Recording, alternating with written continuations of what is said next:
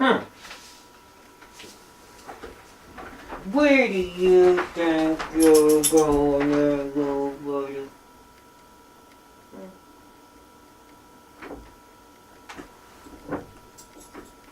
Huh? Well, watch out. Move on to the buddy. Hmm?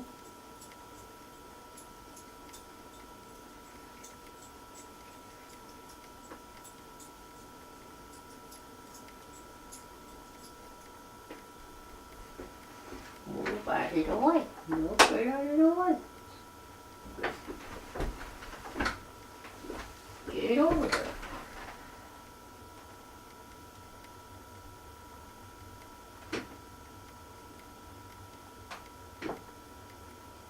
Hmm?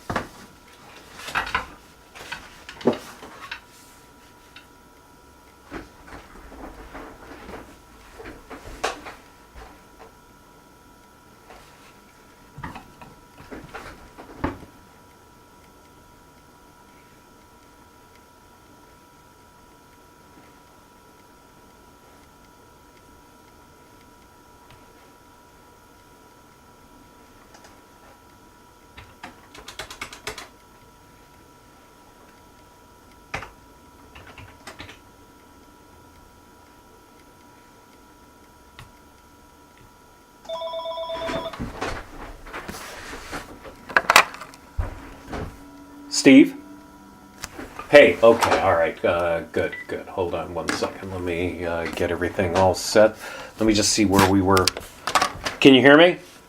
Yep, I can hear you. Okay, where we left off was referrals. I'm going to start the recording again. Okay, is there anything else that you do with referrals, to cultivate referrals? As the meeting planner, we reviewed that. I have the postcard and the tent card in the back of the room. Then I do the quick question email on the referrals. The only other thing is this: that if a client cannot pay my full fee, if they say, well, this is our budget, then what I say to them is this: I say, well, there is one way that we can add some value to this, and I actually say to them, for me, it's a great value. So if you can't pay my full fee, then I make them sign an addendum to my contract. And in the addendum, they have got to give me 3 referrals. And when they give me the 3 referrals, and I tell them, I said, you can't just fill it in to fill it in. You got to have, and again, I don't do it, but my staff does. They have to give me positive reviews on LinkedIn. I mean, there's several things we ask for if they don't or can't meet my speaking fee. And it's just something that has worked well as well, because there's a lot of clients out there that cannot make, if your speaking fee is X amount of dollars and they say, this is all we have, and they're relatively close, a couple of $1,000s off, you just say, well, there is a way that I can do this if you're willing to do this. And 100% of the time they say, absolutely, just let us know, we'll give you the referrals. So the addendum says it's 3 referrals, and do they have to send an email on your behalf, or they just provide them to you? Well, the referral process is, that's one of the things that we ask them for. We ask for them to introduce us to their referral. So we get the information first. Once we get the information, then we contact the person that gave us referral and say, now, would you please introduce us to them? We even have a template that we use to say, if you want, you can use the attached email template to send the email of introduction. Okay, and then what else do you ask for? Testimonial on LinkedIn. What else? You know what? Let me just look. You know what? I'm not going to say that. I'm not going to say that one. But what else? What are some of the other things that you ask for? Well, we always ask for a testimonial letter 100% Okay. of the time, and we get a testimonial letter 100% of the time. We've never not asked and not gotten a testimonial letter. And we literally ask them to say specific things. Like if I got a standing ovation, we'll say, please mention the standing ovation. Please mention some positive comments that you received from, the people that attended the event. So, that's something we always ask for, always get. We also ask for the attendee, and again, it's very unique how we do it. We ask for the attendee emails, whoever attended their emails, and what you're going to do is send them a thank you. We are only going to use it once. We will destroy it. We will never keep their email addresses. And it's something that we tell them simply for 2 reasons. One, we want to thank them, and number 2, we're going to give them an exclusive link that they can go to watch a video of me that is not available on my website or even on YouTube. Exclusively for them. And again, probably, I'm going to say 7 or 8 out of 10 times, they absolutely do it. Because the way we ask for it, when we say it, is that we are not asking for this for marketing. We are asking this for a post-program thank you.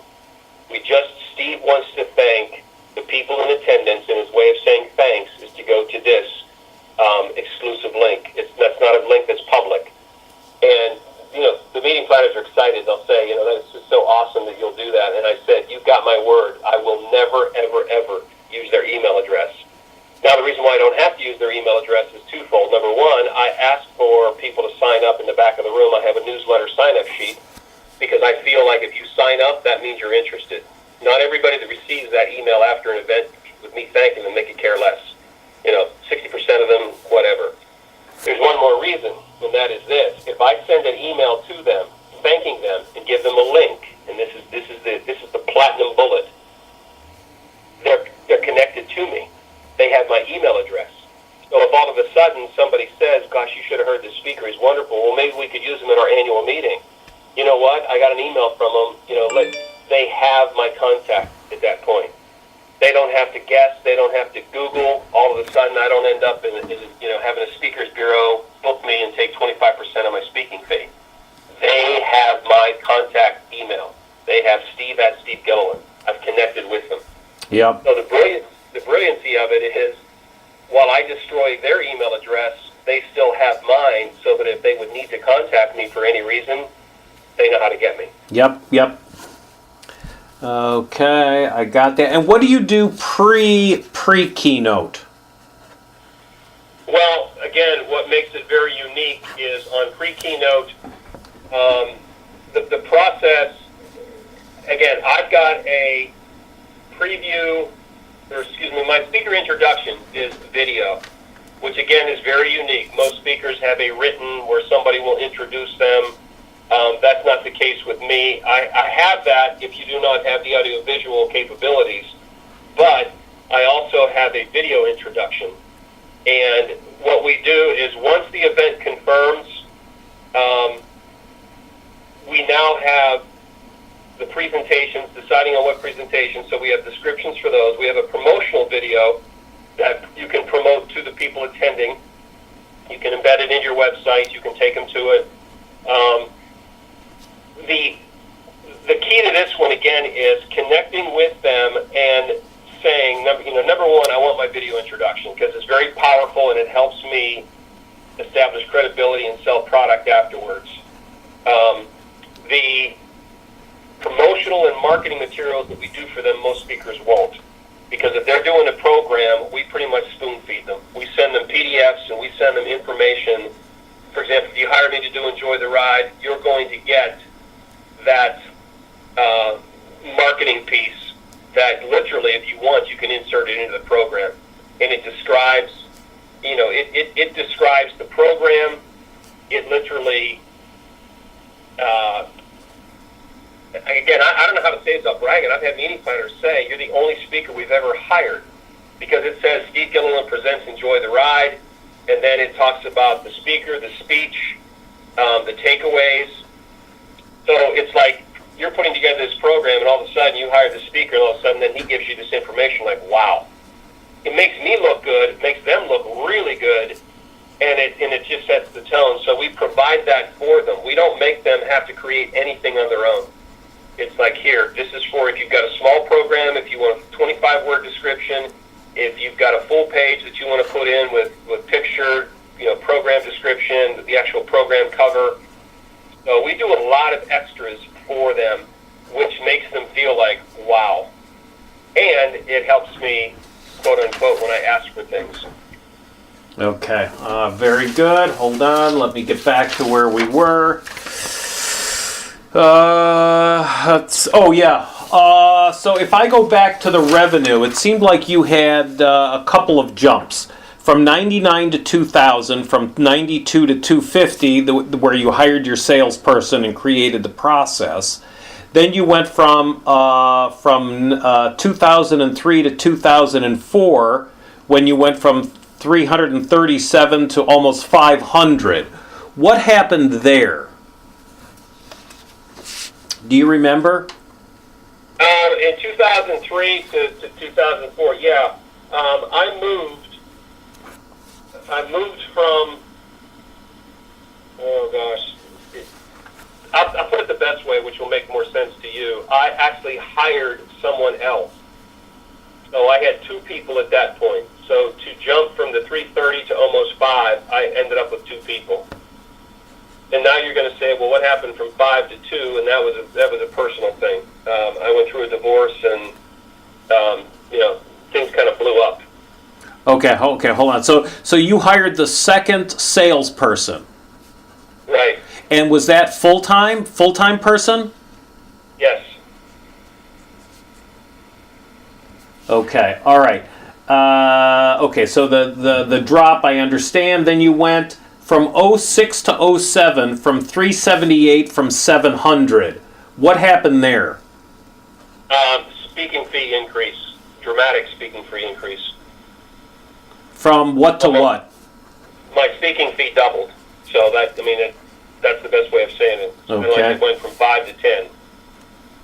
Okay. And then from '07 to '08, you went from 700 to 1.1. What happened there? That was just, again, at that point, we had, the old saying, we got it finally figured out. We figured out how to capitalize and monetize just pretty much every event that I would do. We were getting spin-offs. We were getting referrals. By that time, if you look at it, and this is another thing I try to preach to new speakers, if you don't have the money to invest in marketing, it's going to be problem one. Problem two is going to be if you don't have enough money that you can subsidize building your body of work. And if you look back through 7, 6, 3, 4, 5, 6, 7, 8, 9, and I always say it's about a 7-year process to get your body of work. And what I mean by body of work is there are people that heard you in 2001 that now are coming back in 2008 saying, hey, you may not remember me, but so all of a sudden then the repeat business. And that's, I think, the biggest thing. If you look at my numbers, the consistency and then even the jump is in 2007, up until 2007, I had Enjoy the Ride as a signature presentation. By the time 2008 rolled around, I had written the book Making a Difference, A Matter of Purpose, Passion, Pride, and turned around, and that was my second signature presentation. So we marketed heavily to our earlier clients from the last 3 or 4 years. If you enjoyed him, and your people loved him doing Enjoy the Ride, they're going to love him doing Making a Difference. Whole new program, all new stories, everything was brand new. So it goes back to how do you get back in as a signature keynote? How do you do that? So now, if I say this in the best context, if I look at 2017, okay, here we are in September, and I'm already at 1.1 million. Wow, that's great. The reason being is I have so many, there's just so many revenue streams in terms of, and let's call them lead streams. So now you have people that heard me that are giving me spin-off business. Hey, we're going to bring you back. We didn't have you since 2010 or so. So you have those people bringing me back. Then you have those that had just heard me the last couple of years that are bringing me back to do the other signature presentation that liked me. So we have all of those, which are, I call those freebies. That's just order taking at that point. Then we continue to market aggressively, and then I've got a great following. When I say following, I don't mean Facebook. Facebook's Facebook. Twitter's Twitter. My following is I have 35,000 people that have come to the back of the room and physically themselves, without being prompted, signed up to receive all my information, newsletters, blogs, etc. So we're doing that every month, sending a newsletter. And I'm not marketing products. I don't sell a single product in a newsletter. It's all about an article. It's all about making them, I'm a trusted advisor to them. So you can imagine when I release a new product, because I'm not having a sale every week and I'm not mentioning product, when I do sell products in like November, I sell a ton online because I've got such a strong following. So speakers need to understand it's going to take time to get your body of work, but you've got to get all the moving parts, all of them. You've got to get every moving part. You have to have speakers bureaus. You've got to have those relationships with bureaus that, they may give you 20 events a year.